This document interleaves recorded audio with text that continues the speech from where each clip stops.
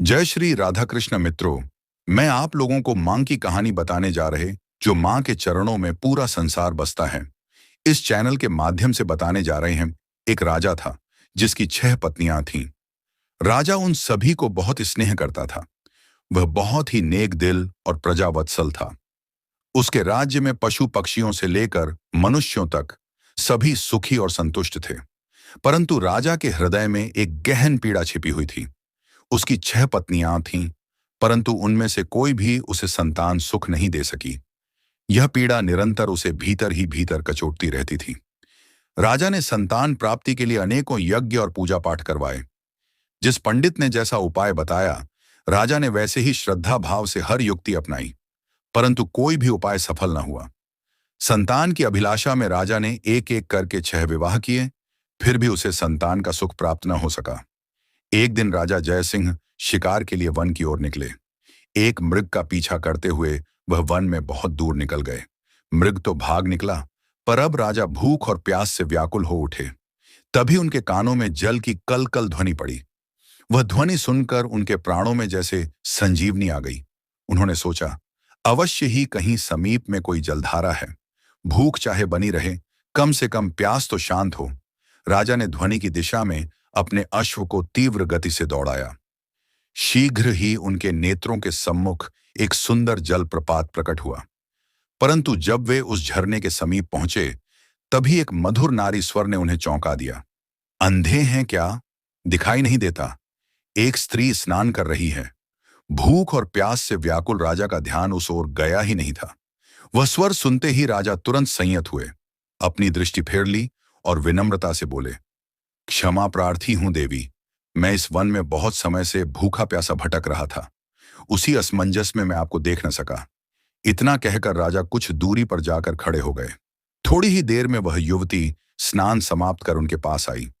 उसने सूखे वस्त्र धारण किए थे और हाथों में कुछ फल लिए हुए थे। वह बोली, महाशय, अब आप जल ग्रहण कर सकते हैं। राजा ने उस पवित्र जल से अपनी प्यास बुझाई और युवती द्वारा दिए गए फल खाकर अपनी भूख शांत की। राजा ने उसकी ओर देखा और पूछा, हे सुंदरी, तुम कौन हो और इस निर्जन वन में अकेली क्या कर रही हो? युवती ने उत्तर दिया, मेरा नाम मोहिनी है। मैं समीपवर्ती ग्राम में रहती हूँ। प्रतिदिन यहाँ स्नान करने आती हूँ और साथ ही जंगल से लकड़ियां एकत्र करती हूँ। ये झरना जंगल के बीचों बीच स्थित है, इसलिए यहाँ प्रायः कोई नहीं आता। राजा जय सिंह उस कन्या की सादगी, सौंदर्य और मधुर वाणी से अत्यंत प्रभावित हुए। वे बोले, मोहिनी, आज तुमने मेरी प्राण रक्षा की है। भूख प्यास से व्याकुल मैं मरणासन्न हो चला था। तुम्हारा आभार व्यक्त करने के लिए शब्द नहीं है। मोहिनी ने मुस्कुराकर उत्तर दिया, महाशय, अब आप भी अपना परिचय दीजिए। राजा ने गंभीर स्वर में कहा, आज नहीं सुंदरी, फिर कभी अवश्य मैं तुम्हें अपना परिचय दूंगा। इतना कहकर राजा अपने अश्व पर सवार होकर राज्य की ओर प्रस्थान कर गए। परंतु उनका मन अब भी मोहिनी के विचारों में ही अटका हुआ था। उसकी मधुर छवि, उसकी विनम्रता और सरलता ने राजा के मन में गहराई तक स्थान बना लिया था। राजमहल लौटने के पश्चात भी उनके मन से मोहिनी का रूप हटता ही न था। राजा को यह समझ नहीं आ रहा था कि 6 रानियों के होते हुए भी वह एक अनजानी युवती की ओर इतना आकृष्ट क्यों हो रहे हैं। अंततः उन्होंने अपने विश्वास पात्र वजीर गौरीनाथ को बुलाया और सारी बात उसे विस्तार से कह सुनाई। राजा की कथा सुन वजीर बोला, महाराज, यदि वह कन्या आपके हृदय को इस प्रकार स्पर्श कर गई है, तो उचित यही होगा कि आप उससे विवाह करें। हो सकता है वह आपको वह संतोष और सुख प्रदान करे जिसकी आपको अब तक प्रतीक्षा रही है। उससे ही हमें अपने राज्य का वारिस मिल जाए। राजा को अपने वजीर की बात उचित लगी। अगले दिन वह अपने वजीर को साथ ले जंगल में उसी स्थान पर गया जहां उसकी मुलाकात मोहिनी से हुई थी। राजा झरने के पास गया और उसे पुकारा, पर कोई उत्तर नहीं आया। जब बार बार पुकारने पर भी मोहिनी नहीं दिखाई दी, तो वजीर राजा के पास आया और बोला, राजन, संभव है कि वह आज यहां ना आई हो।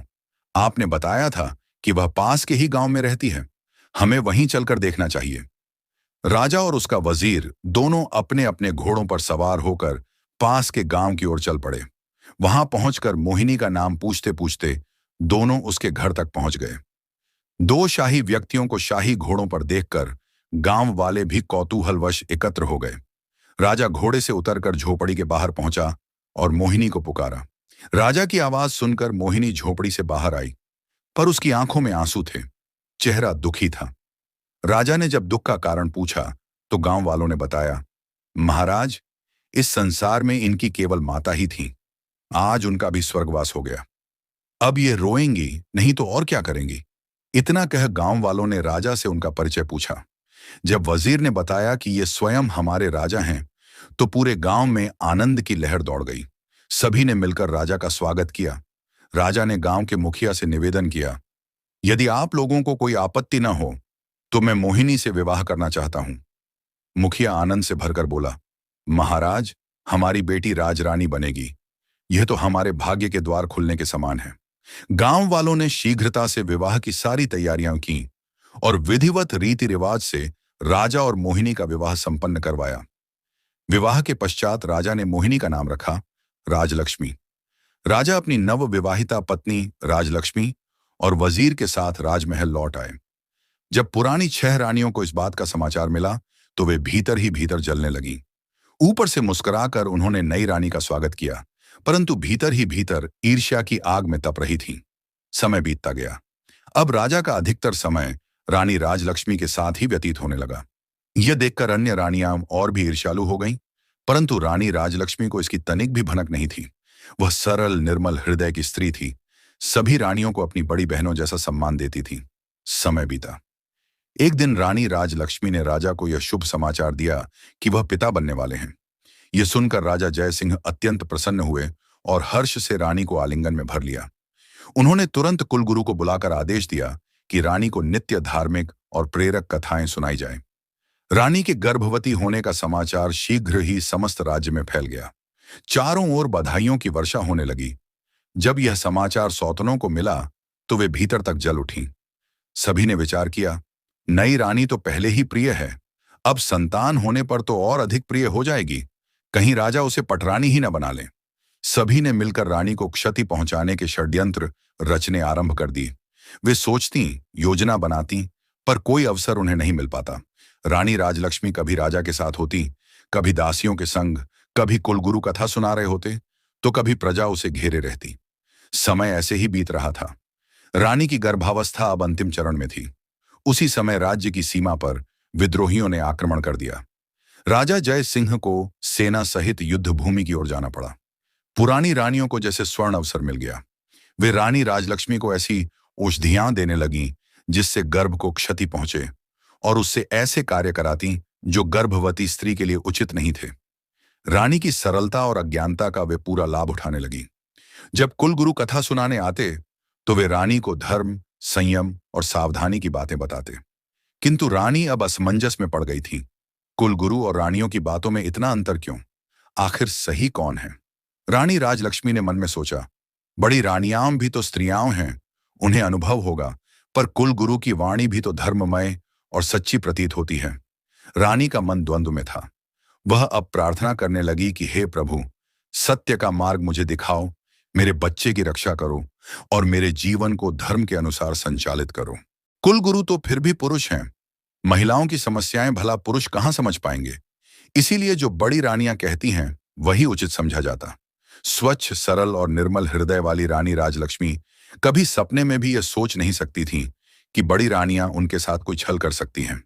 इसीलिए वह आंखें मूंद कर जो और जैसा बड़ी रानियां कहती उसी को प्रभु की इच्छा मानकर करती थीं। एक दिन रानी राजलक्ष्मी को प्रसव पीड़ा आरंभ हो गई। पीड़ा से व्याकुल होकर उन्होंने बड़ी रानी से करुण स्वर में कहा, दीदी, मुझे बहुत कष्ट हो रहा है, कुछ उपाय कीजिए, यह प्रसव कैसे होगा। यह सुनकर बड़ी रानी के मन में ईर्ष्या की अग्नि धधक उठी। उसने सोचा, इसका अभी से इतना ध्यान रखा जाता है, जब इसे संतान प्राप्त हो जाएगी तब न जाने इसे कितना सम्मान मिलेगा। छोटी रानी की पीड़ा और सहायता की पुकार देखकर बड़ी रानी के भीतर दुर्भाव की लहरें उठने लगीं, परंतु मुख पर वह करुणा की आभा लेकर बोली, तुम चिंता मत करो बहन, मैं अभी दाई अम्मा को बुलाती हूं। तब तक सामने की दीवार पकड़कर खड़ी हो जाओ, इससे आराम मिलेगा और प्रसव भी ठीक से होगा। भोली रानी राजलक्ष्मी को इस विषय में कुछ भी झांत न था। उन्होंने बड़ी रानी के वचनों को ईश्वर का आदेश समझकर स्वीकार किया और वैसा ही किया। वे दीवार का सहारा लेकर खड़ी रहीं, पीड़ा से कराहती रहीं। जब वे असहनीय वेदना में डूब गईं, तो वहीं बैठ गईं और हृदय विदारक चीखों में प्रभु का नाम लेने लगीं। परंतु उनकी पीड़ा को सुनने या देखने वाला कोई न था। दूसरी ओर निर्दयी बड़ी रानी और अन्य रानियों ने अपनी विश्वास पात्र दाई को बहुत सा धन देने का वचन देकर आदेश दिया, तुम जाओ और छोटी रानी के कक्ष के बाहर खड़ी हो जाओ। ध्यान रखना, वहां कोई ना पहुंचे। दाई धन के लोभ में रानी के कक्ष के बाहर खड़ी हो गई। उसे भीतर से कराहती रानी की पुकार सुनाई दे रही थी, पर धन के मोह और रानियों के भय से वह निष्क्रिय खड़ी रही। प्रभु की कृपा से थोड़ी ही देर में रानी राजलक्ष्मी ने एक एक करके 7 बच्चों को जन्म दिया, 6 कन्याएं और एक पुत्र। परंतु अत्यधिक पीड़ा के कारण वे मूर्छित हो गईं। दूर खड़ी दाई ने यह सब देखा और दौड़कर बड़ी रानी व अन्य रानियों को सूचना दी। जब रानियों ने नवजात शिशुओं को देखा तो वे चमत्कृत रह गईं कि एक साथ 7 स्वस्थ संततियां। परंतु ईर्ष्या और द्वेष ने उन्हें अंधा कर दिया। बड़ी रानी ने क्रोध और छल से दाई को आदेश दिया, तुम शीघ्र ईंट और पत्थर के टुकड़े लाओ और उन्हें बेहोश पड़ी रानी के पास रख दो।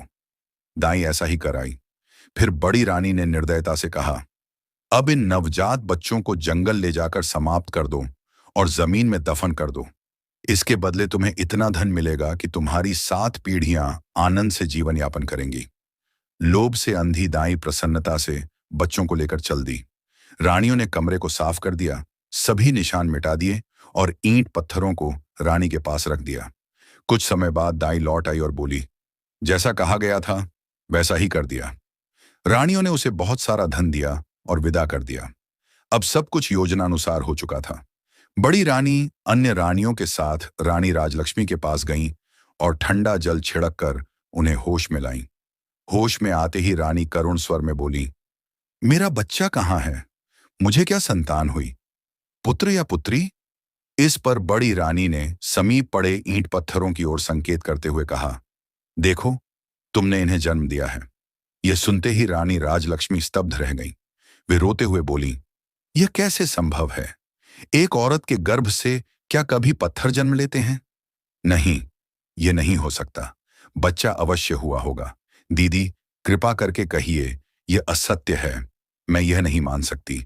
यह नहीं हो सकता। और वे प्रभु का नाम लेकर अश्रुओं की धारा में बहती चली गईं। कह दो कि यह एक मजाक है। कह दो कि आप सबने मुझसे झूठ कहा है। मेरे बच्चे कहाँ हैं? मुझे अब जल्दी से उनसे मिलवा दो। अब मुझसे यह सब बर्दाश्त नहीं हो रहा। छोटी रानी की बात सुनकर बड़ी रानी आंखें तरेड़ते हुए गुस्से में बोली, क्या बक रही हो तुम? हम क्यों तुम्हारे साथ मजाक करेंगे? यह पत्थर ही है जिसे तुमने जन्म दिया है। इतना कहते हुए उन्होंने उन ईंट और पत्थरों को एक थैले में भरकर रख दिया। अब बड़ी रानियों को इंतजार था तो बस महाराज के आने का। छोटी रानी बेचारी खून का घूंट पीकर रह गई। भला उस अकेली की उन 6 रानियों के आगे क्या चलती? दुष्ट रानियों ने पूरे महल में यह बात फैला दी कि छोटी रानी ने बच्चों के बदले ईंट और पत्थरों को जन्म दिया है। कुछ समय पश्चात महाराज जय सिंह युद्ध में विजय प्राप्त कर अपने राज्य लौटे। पर जब वे लौटे तो प्रजा का चेहरा देखकर वे हैरान रह गए। जिस प्रजा को उनके आगमन पर उत्सव मनाना चाहिए था, नाचना गाना करना चाहिए था, उनके चेहरे उदासी में डूबे हुए थे।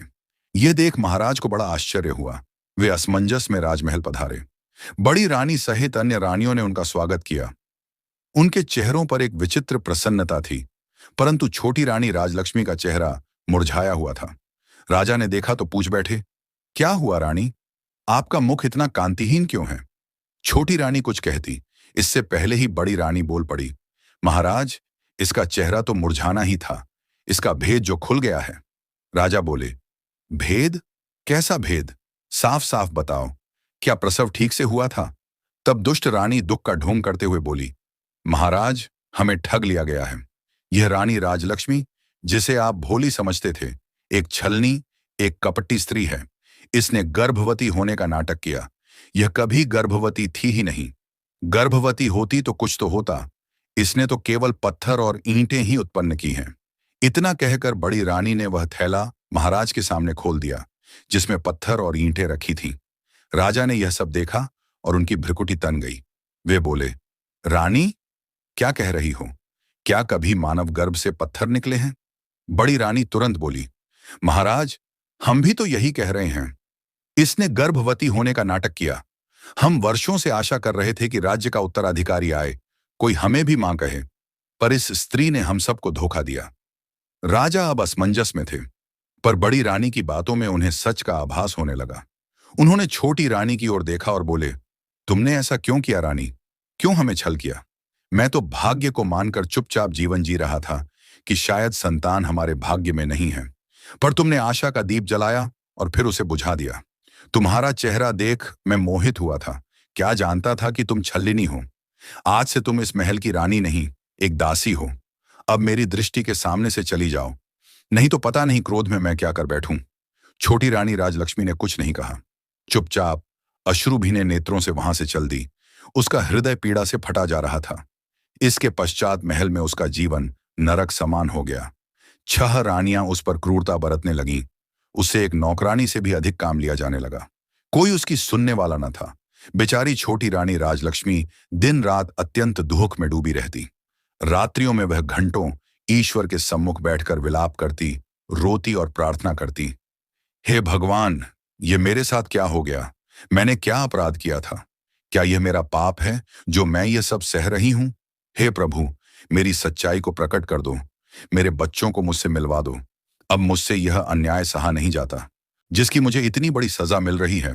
छोटी रानी को यह सोच सोचकर आश्चर्य होता कि मेरे नन्हे नवजात बच्चों के साथ पता नहीं क्या हुआ होगा।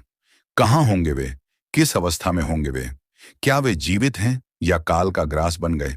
कई बार वह सोचती कि क्यों ना सब कुछ छोड़ छाड़ कर वापस अपने गांव चली जाऊं और अपनी पहले वाली जीवन जीऊं, परंतु फिर उसे गांव वालों की स्मृति आ जाती। कैसे उन सब ने उसे कितने अरमानों और प्रेम से राजा के साथ विदा किया था। कैसे पूरा गांव आनंद से झूम उठा था। अब अगर वह वापस लौट गई तो क्या उत्तर देगी उन्हें? किस मुख से अपने दुखों की कथा कहेगी? यही सब सोचकर वह अपने गांव लौटने का विचार त्याग देती। समय यूं ही बीतता गया। एक दिन राजा जय सिंह अपने राज दरबार में विराजमान थे। तभी उनके राज्य में स्थित एक छोटे से गांव का प्रधान उनके सम्मुख उपस्थित हुआ। हाथ जोड़कर उसने निवेदन किया, महाराज, आज मैं आपके चरणों में अपने गांव की एक अत्यंत विचित्र घटना के बारे में निवेदन करने उपस्थित हुआ हूं। यह घटना इतनी विलक्षण है महाराज कि आपको इसके बारे में जानना आवश्यक है। राजा जय सिंह ने उसे स्नेहपूर्वक देखा और बोले, कहो प्रधान जी, ऐसी कौन सी विचित्र बात घटित हुई है? ग्राम प्रधान निवेदन करने लगा, महाराज, हमारे गांव के समीप एक वन क्षेत्र है। हाल ही के दिनों में हम वहां एक चंपा के पौधे को और उसके चारों ओर बांस के कई वृक्षों को देख रहे हैं। परंतु महाराज, ये पौधे किसी मानव द्वारा नहीं लगाए गए हैं, वे स्वयं ही वहां उग आए हैं। और जो बात अत्यंत अद्भुत है वह यह कि उन पौधों की संरचना देखकर प्रतीत होता है जैसे वे बांस के वृक्ष विशेष रूप से उस चंपा के पौधे की रक्षा के लिए ही उत्पन्न हुए हों। राजा कुछ समझ न पाए। उन्होंने कहा, प्रधान जी, ये कैसी कथा कह रहे हो? इसमें आश्चर्य की क्या बात है? हो सकता है पौधे स्वयं ही उगाए हों। प्रधान ने सिर झुकाकर निवेदन किया, महाराज, आप कृपा कर मेरी बात पूरी सुन लीजिए। जितनी विलक्षण उनकी रचना है, उससे कहीं अधिक अद्भुत बात यह है कि वह चंपा का पौधा अत्यंत सुगंधित पुष्पों से सुसज्जित है। परंतु जब कोई मनुष्य, चाहे वह राहगीर हो या ग्रामीण, उन पुष्पों को तोड़ने का प्रयास करता है तो वह पौधा रहस्यमयी रूप से ऊपर उठता जाता है, इतना ऊंचा कि न तो हाथ पहुंच पाए, न किसी लंबी लकड़ी से उसे पाया जा सके। और सबसे बड़ी बात महाराज, वे आपस में मानवों की भांति वार्तालाप करते हैं। राजा चौंक उठे। जो बात अभी तक उन्हें केवल एक किंवदंती सी प्रतीत हो रही थी, अब रहस्य और आश्चर्य से भर गई। सारा दरबार चकित हो गया। राजा बोले, ऐसा कैसे संभव है कि वृक्ष मनुष्यों की तरह वार्तालाप करें? क्या कहते हैं वे वृक्ष? ग्राम प्रधान ने श्रद्धा भाव से कहा, महाराज, जब कोई व्यक्ति चंपा के फूल को तोड़ने के लिए हाथ बढ़ाता है तो चंपा का पौधा कहता है, बांस भैया, गांव के लोग फूल तोड़ने आए हैं, इनको फूल दूं या लगूं आकाश? और उसी क्षण बांस के वृक्ष उत्तर देते हैं, नहीं बहना, लग जा आकाश। और उसके पश्चात वह चंपा का पौधा आकाश की ओर ऊंचा उठता चला जाता है। परंतु चमत्कार यही नहीं रुकता महाराज। हर प्रातः भूमि पर वही पुष्प बिना किसी के स्पर्श किए स्वतः बिखरे होते हैं, जैसे किसी दैवी कृपा से गिराए गए हों। राजा गंभीर हो गए।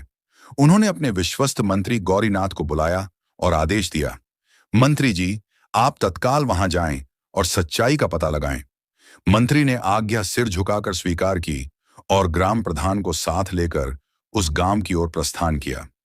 वहां पहुंचकर उन्होंने वही दृश्य देखा, बांस के वृक्षों के मध्य खड़ा वह चंपा का पौधा, जिसकी मनमोहक सुगंध वातावरण को पवित्र कर रही थी। मंत्री भी उस मधुर गंध में कुछ क्षणों को जैसे समाधिस्थ हो गए। फिर राजा की आज्ञा का स्मरण कर वे चंपा के पौधे की ओर बढ़े और जैसे ही हाथ बढ़ाया, तभी मानव जैसी स्पष्ट आवाज सुनाई दी, हे बांस भैया, हमारे मंत्री जी मेरे फूल तोड़ने आए हैं, इन्हें फूल दूं या लगूं आकाश? तुरंत उत्तर आया, ना बहन चंपा, लग जा आकाश। ये वही मंत्री हैं जिनके ऊपर हमारी मां की देखभाल का दायित्व था, पर ये उसमें असफल रहे। मंत्री स्तब्ध रह गए। चंपा का पौधा सचमुच आकाश की ओर ऊंचा हो गया। मंत्री के रोंगटे खड़े हो गए। गांव वाले भी साक्षी बन सब देख रहे थे। फिर बांस के वृक्षों से फिर एक स्वर गूंजा, जाइए मंत्री जी, अब आप अपने राजकाज संभालिए, आप किसी जीवन की रक्षा के योग्य नहीं हैं। मंत्री के नेत्रों में पश्चाताप भर आया। वृक्षों की वाणी पुनः गूंजी, जब राजा युद्ध में थे तो हमारी माता की देखरेख का भार आपके कंधों पर था। कम से कम उनके प्रसव काल में तो आपकी उपस्थिति आवश्यक थी, परंतु आपने उनका कोई समाचार नहीं लिया। मंत्री विचार मग्न खड़े रह गए। यह कैसी दिव्य लीलाएं हैं, जहां वृक्ष भी मातृत्व की रक्षा के लिए वाणी पा जाते हैं और धर्म का पाठ पढ़ाते हैं। यह चमत्कार नहीं, एक चेतावनी थी, प्रकृति की, जीवन की और सबसे बढ़कर कर्तव्य की। बात तो बिल्कुल सही कह रहे हैं। मैंने रानी राजलक्ष्मी की कोई सुध नहीं ली। यह सोचकर मंत्री आत्मग्लानि से भर उठता है। सोचता है कि यह तो उससे बड़ी भूल हो गई। राजा की गैरहाजिरी में उसे रानी राजलक्ष्मी को गर्भावस्था में संभालना चाहिए था। मंत्री जी सोचते हैं, इसका क्या अर्थ है? क्या रानी राजलक्ष्मी के साथ कोई बड़ा षड्यंत्र हुआ था, या फिर कुछ ऐसा बुरा जो वह नहीं जानते? ये विचार आते ही उन्होंने जब यह सब उन पवित्र पौधों से जानना चाहा, तो उनमें से कोई भी आवाज नहीं आई। जब बहुत प्रयास करने पर भी पौधों ने कोई उत्तर नहीं दिया, तो हैरानी के साथ साथ आत्मग्लानि से भरे मंत्री जी बोझिल हृदय लेकर वापस राजमहल की ओर चल पड़ते हैं। वहां पहुंचकर वह सारा किस्सा राजा जय सिंह को निवेदन पूर्वक कहते हैं, महाराज, क्षमा करें, पर मुझे प्रतीत होता है कि राजमहल में कोई गंभीर षड्यंत्र अवश्य घटित हुआ है। आपकी अनुपस्थिति में मैं रानी की उचित देखभाल नहीं कर पाया। आज उन पौधों की बातें सुनकर हृदय व्याकुल हो उठा है, जैसे कुछ बहुत अघटित घटा हो। मैंने उन पौधों से जानने का भरसक प्रयास किया, किंतु वे मौन रहे।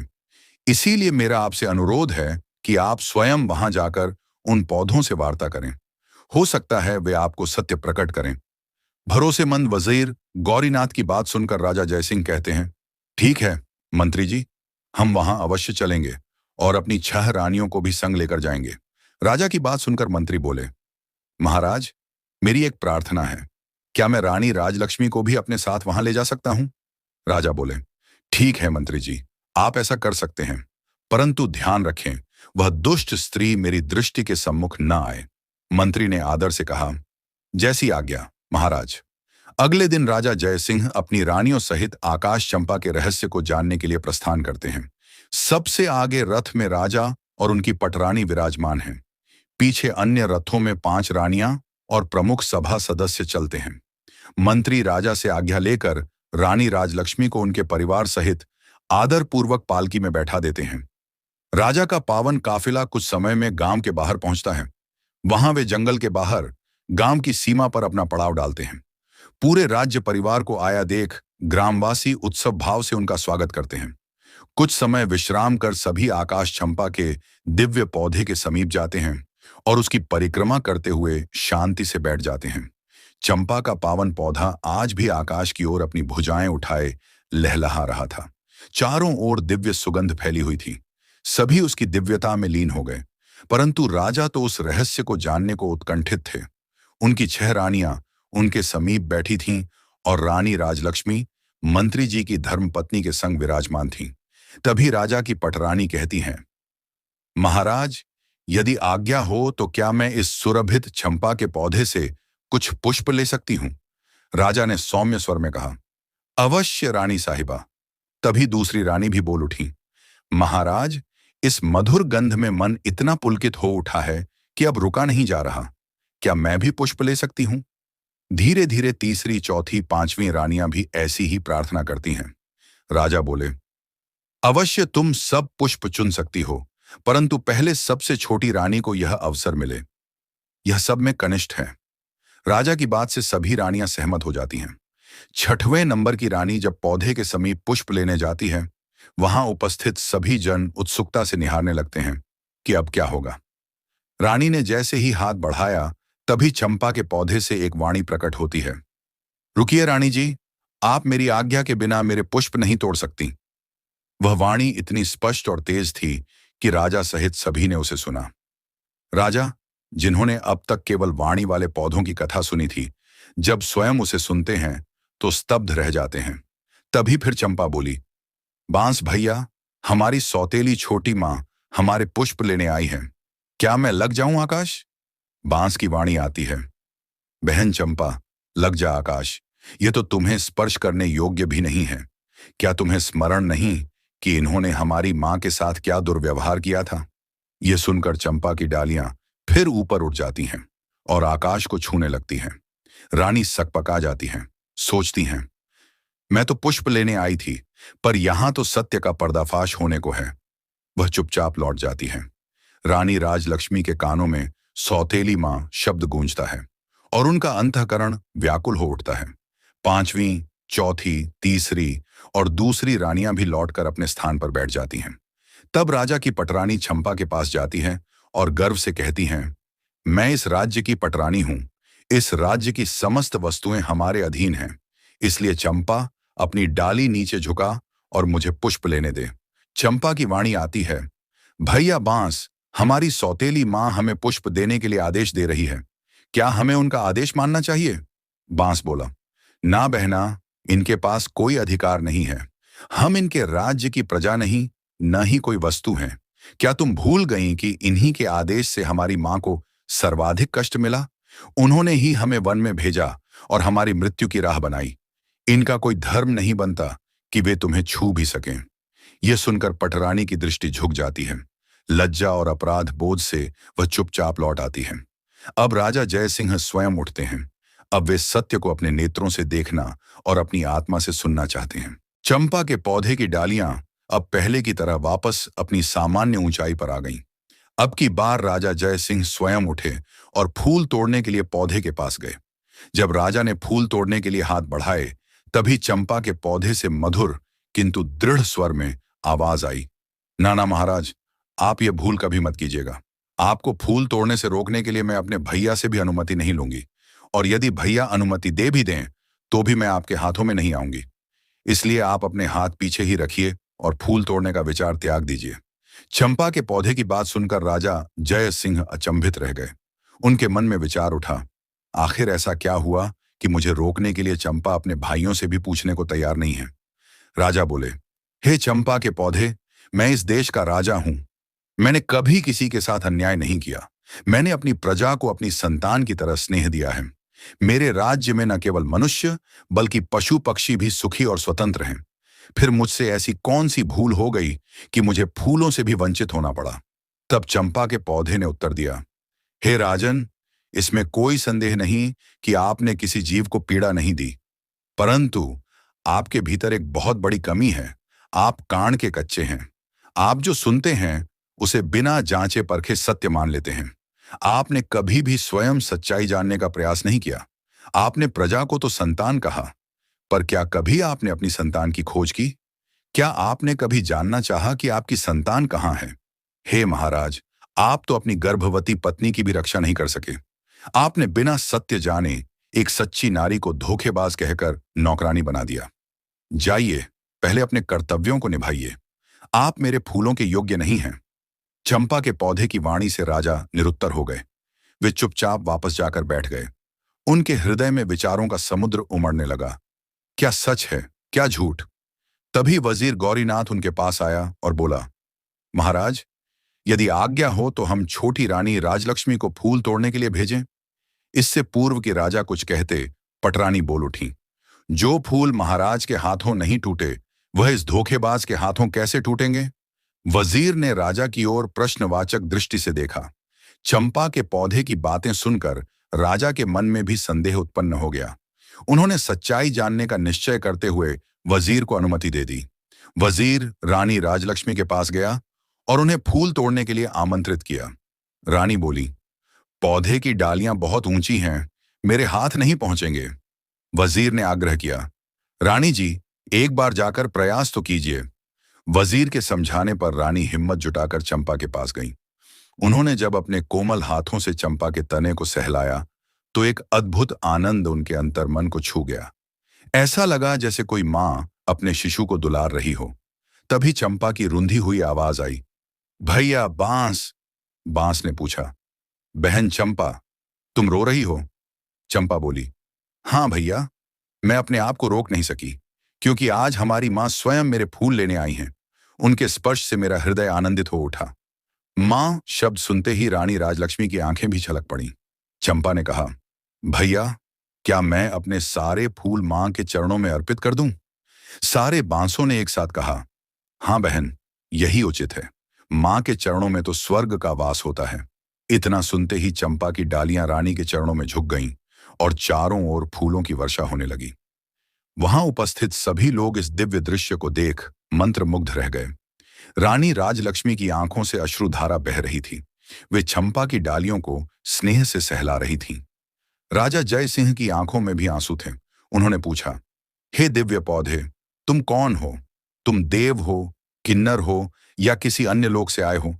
तुमने किसी को भी फूल नहीं दिए, परंतु अब तुम रानी के चरणों में झुक गए हो। बताओ, ये रहस्य क्या है? चंपा की गंभीर वाणी गूंजी, हे राजन, मैं और ये 6 बांस के पेड़ आपकी और रानी राजलक्ष्मी की संतान हैं। हम सातों भाई बहन एक साथ जन्मे थे। उस समय हमारी मां अत्यंत पीड़ा में थीं। उन्होंने सहायता के लिए पटरानी से विनती की, परंतु पटरानी ने छलपूर्वक उन्हें दीवार के सहारे खड़ा कर दिया ताकि हम जन्म लेते ही गिरकर मर जाएं। परंतु प्रभु की कृपा से हम सब जीवित बच गए। हमारी मां पीड़ा से बेहोश हो गईं। तब पटरानी ने एक दाई को बुलाकर हमें मारकर जंगल में दफनाने का आदेश दिया। दाई हमें जंगल में ले गई, परंतु तभी इंद्रदेव की अप्सराएं आकाश मार्ग से आ रही थीं। उन्होंने हमें देखकर दया की और अपनी शक्ति से आंधी चला दी। दाई हमें खोज न सकी। अप्सराएं हमें उठाकर ले गईं। उन्होंने मेरे 6 भाइयों को बांस और मुझे चंपा का पौधा बना दिया। उन्हीं की कृपा से हम सबको पूर्व जन्म की स्मृति बनी रही। राजा यह सुनकर द्रवित हो उठे। उन्होंने पूछा, क्या कोई उपाय है जिससे तुम सब अपने मानव रूप में आ सको? चंपा बोली, महाराज, जब हमारी मां हम सब की एक एक पत्तियां तोड़कर इंद्रदेव से प्रार्थना करेंगी, तभी हम अपने असली रूप में आ पाएंगे। रानी राजलक्ष्मी ने एक एक पत्ती को श्रद्धा से हाथ में लिया और कहा, हे इंद्रदेव, मैं सदा आपकी पूजा करूंगी।